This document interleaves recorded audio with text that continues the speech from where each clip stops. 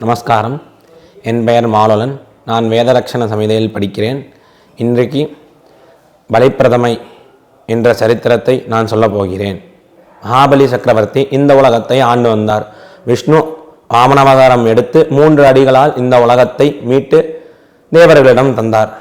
அப்பொழுது மகாவிஷ்ணு மகாபலியிடம் என்ன வரம் வேண்டும் என்று கேட்டார். இந்த உலகத்தை 3 அடிகளால் அளந்தது போல வருடந்தோறும் 3 நாட்கள் என் ஆட்சியை ஆள வேண்டும் என்று கேட்டுக்கொண்டார். மேலும் எவரவர் வீட்டில் விளக்கேற்றி பிரகாசமாக வைத்திருக்கிறார்களோ அவர்களுக்கு தங்களுடைய மனைவியான மகாலட்சுமி நித்திய வாசம் செய்து சகல ஐஸ்வர்யமும் அருள வேண்டும் என்று கேட்டுக்கொண்டார்.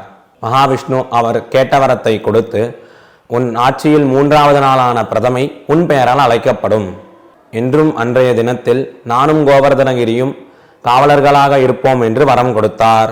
ஆகையால் நரக சதுர்தசி, தீபாவளி, பலிப்பிரதமை 3 நாட்களிலும் தீபம் வைத்து அலங்கரித்து சந்தோஷமாக இருக்க வேண்டும். பலிப்பிரதமை அன்று காலை கோபூஜையும் கோவர்தனதாரி பூஜையும் கோவர்தன பூஜையும் செய்ய வேண்டும்.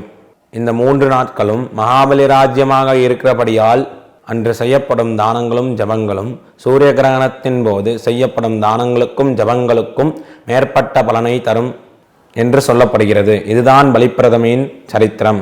நமஸ்காரம்.